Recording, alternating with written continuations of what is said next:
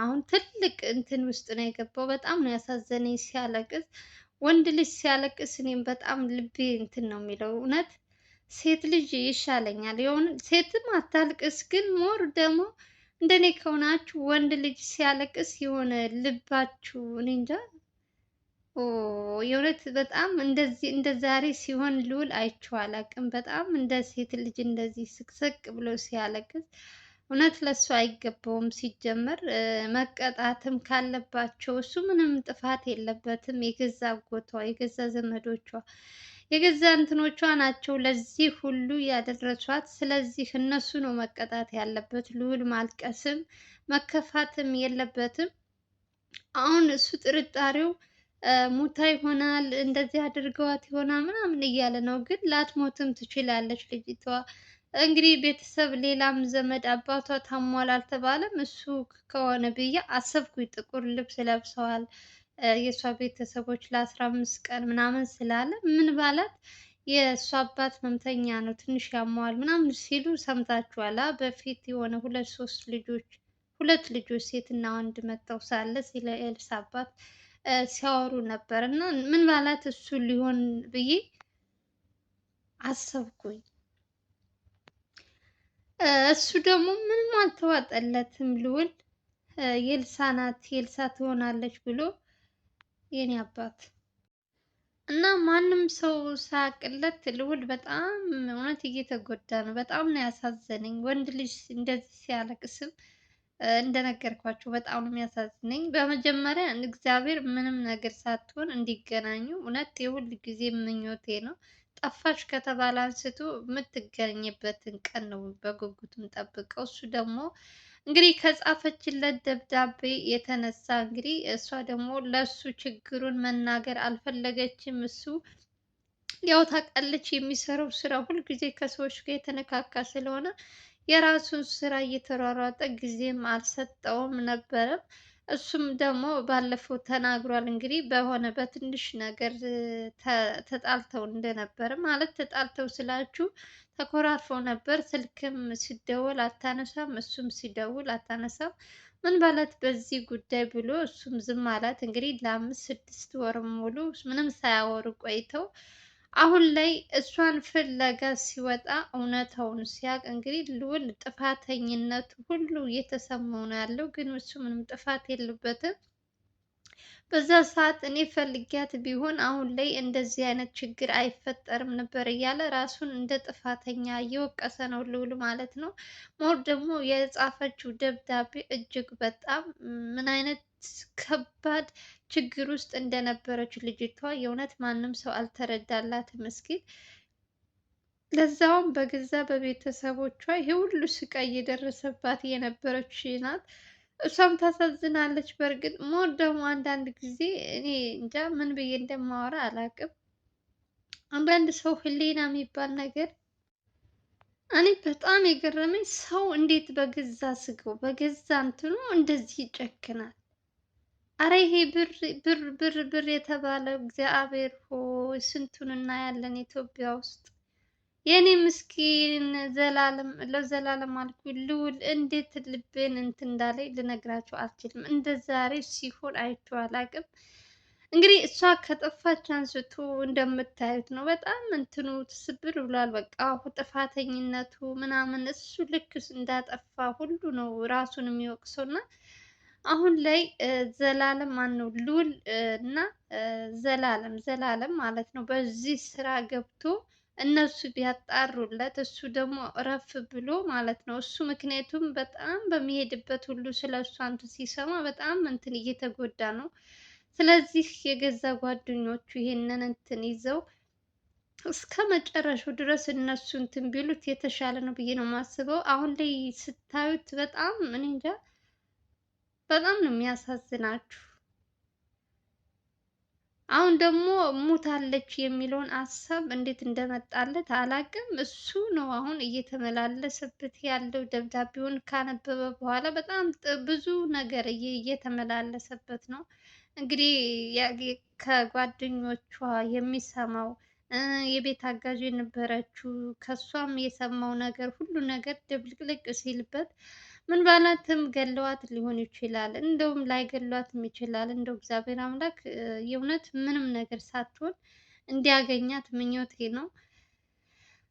ከዚህ ሁሉ ጭንቀት እንዲወጣ የእውነት እንደዚህ ሆኖ ማየት ራሱ ከባድ ነው። ልዑል ብዙ ጊዜ ለሰዎች የሚደርስ ለሰው ለተቸገረ ለስንት እንባ እንዳላበሰ አሁን ላይ እንደዚህ አዝኖ ሲታይ በጣም ከባድ ነው። ጠንካራ ነው።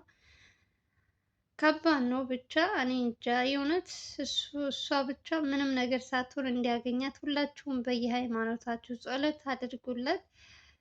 ከባድ ነው ስሜቱ። በእርግጥ በሱ ቦታ ብትሆኑ የሆነ ነገር ግጭት ስለተፈጠረ ብቻ ሁለታችሁ ያለ መግባባት በዛ መሀል ደግሞ ዝም ዝም ተባብለው አሁን ላይ ደግሞ እሷን ሊፈልግ በወጣበት ሰዓት ይህ እንደዚህ አይነት ነገር ውስጥ ገብታ ሲያገኝ እናንተም በዚህ ቦታ ብትሆኑ የምታስቡት ልክ ራሳችሁን ጥፋተኛ አድርጋችሁ ነው የምትወቅሱት። እና ልዑልም አሁን ላይ እሱ ጋር ያለው እሱ ጥፋተኛ እንደሆነ ነው እያሰበ ያለው፣ ግን እሱ ምንም ጥፋት የለበትም። ያው ስራውን እናውቃለን። ከምንም ከሰው ጋር የሚያገናኘው ምናምን አይደለም። ጊዜ አይኖራቸውም። ጠዋት ማታ ነው እንግዲህ በሰው ስራ የሚሰሩት።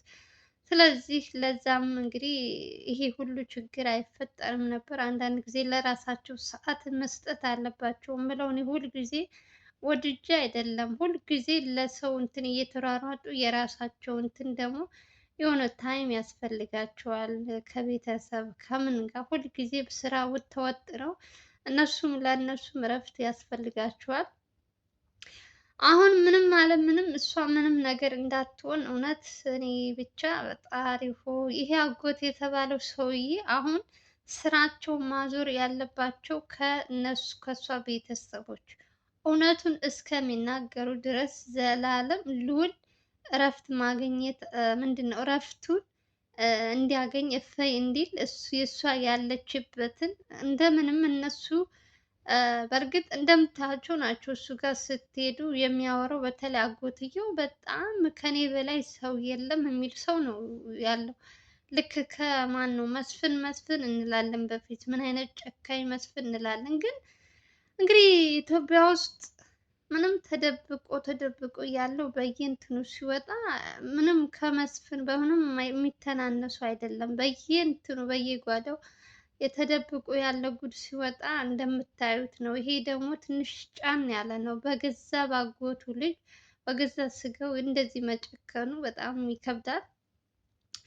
ብር የማያመጣው ጣጣ የለም። ብር ብዙ ችግር ያመጣል። እንግዲህ የሰውን ልጅ ትተው ብርን በማስበለጥ እንግዲህ ይችን ልጅ ምስኪን በማታውቀው እያሰቃዩት መሆኑ አባት ይህን ጉድ ቢሰማ እኔ እንዳልኳችሁ አሁን ላይ እየመጣልኝ ያለው የእሱ አባት ታሟል ምናምን ስላሉ ኤልሳ ሳትሆን አባቷ ሞቶ ሊሆን ይችላል ጥቁር ልብስ የለበሱት ብዬ እንደ ሀሳብ መጣልኝ። እሱ ደግሞ እሷ ትሆናለች ገለዋት ይሆናል እንደዚህ ምናምን እያለ ብዙ ሀሳብ እየተመላለሰበት ነው። በቃ ብቻ እግዚአብሔር መጥፎው ነገር ያርቅና ጥሩውን ነገር ያሰማን። ምንም ነገር ሳትሆን የልዑልን ደስታ የልዑልን ያ ሁሉ ፈገግታው ምኑ ደስታው እንዲመለስለት የእውነት የሁል ጊዜ ምኞቴ ነው። እሱ ሲያለቅስ ሲከፋው ማየት ከባድ ነው። የእውነት በጣም ነው የሚያሳዝነው። ለሰው ብሎ እየተሯሯጠ እንደዚህ ሲሆን ደግሞ ከባድ ነው በጣም። በሱ ቦታ ስትሆኑ ከባድ ነው። እንግዲህ ደብዳቤው ሲያነበው ስታዩ ራሱ ማንበብ ራሱ አቅቶታል። በቃ የእውነት የጻፈችው ጽሑፍ ልብ እንትን የሚል ነገር ነው። በቃ ልጅቷ ምን አይነት ችግር ውስጥ እንደነበረች ማንም ሰው አላወቀላትም። በገዛ ስጋዋ በገዛ ዘመዶቿ እንደዚህ ይህን ያክል ጭካኔ አረመኔነት እስከ ጥግ ድረስ ሰው እንዲጠላሽ የሰው ልጅ እንዳታምኝ ነው ያረጓት። እና ልጅቷም ወዳ አይደለም። ከዚህ እውነት እሷ የምትለው ደብዳቤ ላይ እንደጻፈችው ከሆነ አትፈልገኝ፣ ሩቅ ሀገር ሂጃለሁ፣ በእኔ እንትን ገብተህ አንተ መሰቃየት የለብህም፣ እኔን ለመፈለግ እንዳትሞክር ምናምን የሚል ወደ መጨረሻ አካባቢ የጻፈችው አለ። ግን ይህ ነገር ግን እኔ እንጃ አይኑ እኔ ምንም አልተዋጠልኝም። ምክንያቱ እሱም አያቆምም ሲጀመር እንደዚህ ብላ ስለጻፈች መፈለጉን ያቆማል ማለት አይደለም። ግን ልጅቷ ምን አይነት ከባድ ውስጥ እንደሆነች ግን ይሄንን ደብዳቤ ሲያነብ ራሱ መገንዘብ ይቻላል። ልጅቷ በጣም አስቸጋሪ ሁኔታ ነው ያለችው እና ብቻ እግዚአብሔር ምንም ነገር አትሁን። የእውነት አግተዋት እንኳን እንትን ቢሉ ምንም አይደለም፣ መታገት ምናምን ችግር የለውም። ግን ምንም ነገር ሳትሆን ብቻ እንዲያገኛት ምኞቴ ነው። ልዑልም እንደዚህ ሲከፋው ማየት ያማል። ሞር ደግሞ አሁን በዚህ እንትኑ በዚህ አሁን እሷን በመፈለግ እነ ዘላለም እነ ቴዲ እዚህ ጋር ያሉት ጓደኞቹ እነሱ ሞር በዚህ ጉዳይ ቢይዙት አሪፍ ነው። ልዑል ከዚህ ቢወጣ ማለት ነው። እሱ በየሄደበት ስሜቱ እንደዚህ እየተጎዳ ከሆነ አስቸጋሪ ነው የሚሰማው። ሰዎች የሚያወሩት ምናምን በሚሰማ ሰዓት ለሱ ትንሽ ይከብዳል። ለዛም ነው እነሱ ቢይዙት አሪፍ ነው። ዘላለም ቢገባበት እዚህ ጉዳይ ላይ ያኛውን ስራ ትቶ ለትንሽ ጊዜ እንደምንም ብለው በዚህ ብቻ ቢሰሩ ያገኟታል ብዬ ተስፋ አደርጋለሁ። ደግሞ ትገኛለች፣ ለማየት ያበቃችኋል። ምንም ነገር ሳትሆን ትገኛለች። አጎትየው እሷ ጋር እንደዚህ ያሉት በእሷ አካባቢ ያሉት ዘመዶች እንዳለ በማወጣጣት እነ ማን ነው ስማቸው ማህሌትና ናቲን እንዴት አድርገው እንዳገኟቸው ታውቃላችሁ። አሁንም ይችል ልጅ በምንም በምንም ብለው ማግኘት ይችላሉ። ግን እግዚአብሔር ከነሱ ጋር ይሁን ነው የምለው። ክፉን ነገር ያርቅላቸው እንግዲህ። ለማንኛውም እንግዲህ ቸር ወሬ ያሰማን እያላችሁ ሁላችሁም ኮሜንት ላይ ስትገቡ እስኪ ሁላችሁም ቸር ወሬ ያሰማን፣ ቸር ወሬ ያሰማን፣ መጨረሻውን ያሳምርልን። የልዑልን ጭንቀት የማትወዱ ልዑል ሲያለቅስ ልዑል ሲከፋው ማየት የማትፈልጉ ብዙ እህት ወንድሞች አላችሁ እና እግዚአብሔር አምላክ እንግዲህ ምንም ነገር ሳትሆን እንድትገኝ እሱ እንዳለው ሳይሆን ፈጣሪ ባለው ሆኖ እንግዲህ ምንም በጤናዋ እንድትገኝ እውነት ምኞቴ ነው።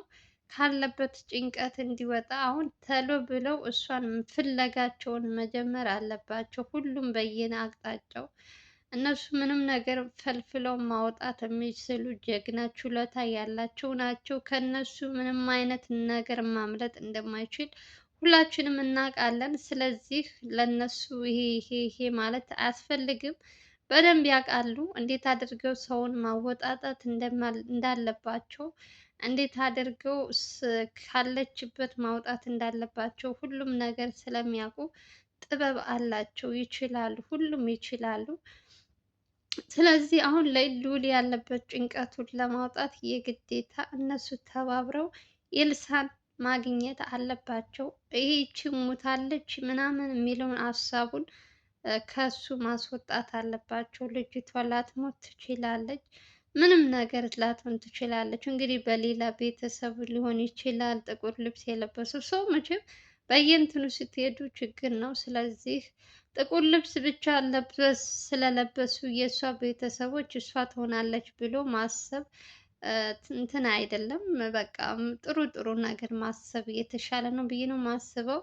ምንም ነገር ሳትሆን እንዲገናኙ የእውነት ሲዋደዱ የሚዋደዱ ሰዎች ደግሞ በመሀላቸው እንደዚህ አይነት ነገር ገብቶ እንትን ሲላቸው በጣም ከባድ ነው። ሁለቱም ያላቸው ፍቅር እንግዲህ የእነሱ ቪዲዮ ወደታች ወረድ ብላችሁ ስታዩ ፍቅራቸው ሲገላለጡ ምን ያክል ለእሷ እሱን እንዴት እንደምትወደው እንግዲህ በደንብ ታሞም ሳለ ስትንከባከበው ብዙ ነገር እንዲሁም በፊት አንድ ሰሞን ማን ነው ዘላለም ስለ ሁለታቸው ግንኙነት እየጠየቃቸው ስለ ሁለቱ ያላቸው እንትን በደንብ እየተናገሩ ነበር እና አንዳቸው ያላቸው ፍቅር መለያየት የለባቸውም። ደግሞ ፈጣሪ ያጣመረውን ማንም ሰው ሊለየው አይችልም። እንግዲህ ፈጣሪ እንዳጣመራቸው እስከ ዘላለማቸው አንድ ላይ እንዲሆኑ እንመኛለን።